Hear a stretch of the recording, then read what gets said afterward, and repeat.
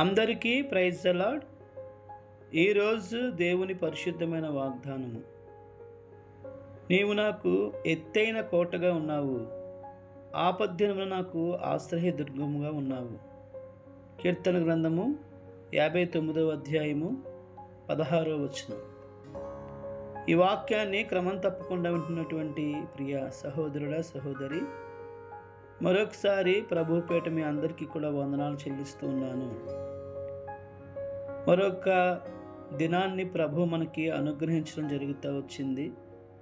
సజీవులే కదా నిన్ను స్తుతిస్తారు, మన్ను నిన్ను స్తుతించుదని దేవుని యొక్క వాక్యము సెలవిస్తూ ఉంది. ప్రియ సహోదరుడా సహోదరి, ఈరోజు ప్రభు మనకు అనుగ్రహించినందుకు గాను, ఆయన మనల్ని సజీవ లెక్కల్లో ఉంచినందుకు గాను ఆయనను మనం ఎంతైనా ఆరాధించే బద్దులమై ఉన్నాము.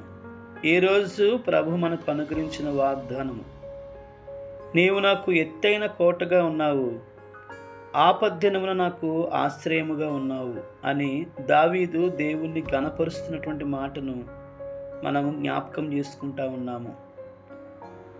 దావీదు తన జీవితంలో తనకు వచ్చినటువంటి కష్టాలు బట్టి, ఇబ్బందులను బట్టి, శత్రువులు తన మీద దాడి చేస్తున్నప్పుడు, లేకపోతే తన యొక్క సొంత కుమారుడే తన మీద యుద్ధానికి వస్తూ ఉన్నప్పుడు ఎప్పుడూ కూడా దావీదు చింతించలేదు, అధైర్యం చెందలేదు. కానీ తన దేవుడైనటువంటి యెహోవాను బట్టి దావీదు ధైర్యం తెచ్చుకున్నాడని వాక్యము సెలవిస్తూ ఉంది. ప్రియ సహోదరుల సహోదరి, నీ యొక్క ఆపద్దినములలో, నీ కష్టకాలములో, నీ ఇబ్బందులలో, వ్యాధి బలహీనతలలో ప్రభువు మీదనే నీవు ఆధారపడేవాడిగా ఉండాలని ఈ వాక్యం మనకి గుర్తు చేస్తూ ఉంది. ఆపద్దినమున ఆయన మనకు ఆశ్రయంగా ఉన్నారు. కష్టకాలములో మనము దాగుకునేటటువంటి దాగుచోటుగా, మన కోటగా ఉండినట్లుగా వాక్యము సెలవిస్తూ ఉంది. అందుకనే దావీదు అంటాడు, నీవే నా కోట, నా ఆశ్రయము, నా ఆశ్రయ దుర్గము, నా కేడము, నేను స్తుతిస్తానని దావీదు ప్రభువుని ఆరాధించినట్లుగా మనం చూడవచ్చు.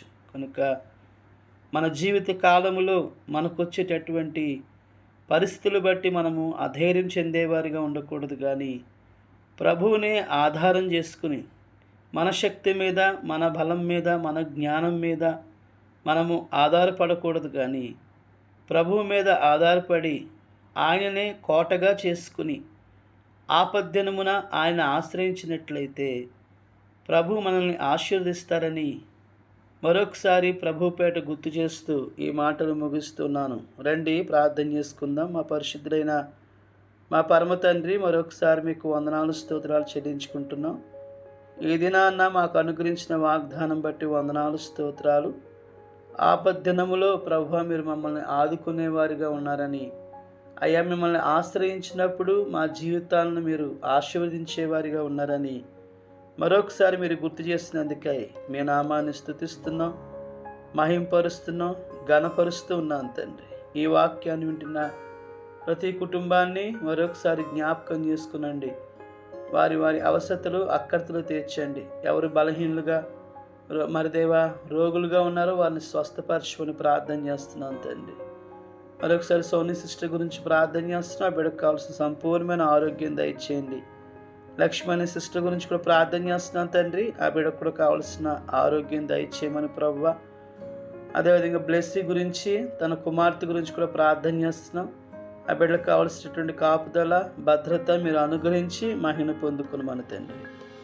మీ కృపగల హస్తాలకు మమ్మల్ని అందరినీ అప్పగించుకుంటూ సమస్తమైనటువంటి ఆధిపత్యం మీకు చెల్లించుకుంటూ యేసు నామమున స్తుతించి ప్రార్థించి బ్రతిమాలి వేడుకొనుచున్నాము పరమ తండ్రి, ఆమేన్. మన పరమ తండ్రి దేవుని ప్రేమ, కుమారుని యేసుక్రీస్తు కృప, పరిశుద్ధాత్మని కన్యని సహవాసము కూడి ఉన్న మనకును సకల పరిశుద్ధులకును సదాకాలము తోడై నడిపించును గాక. ఆమేన్.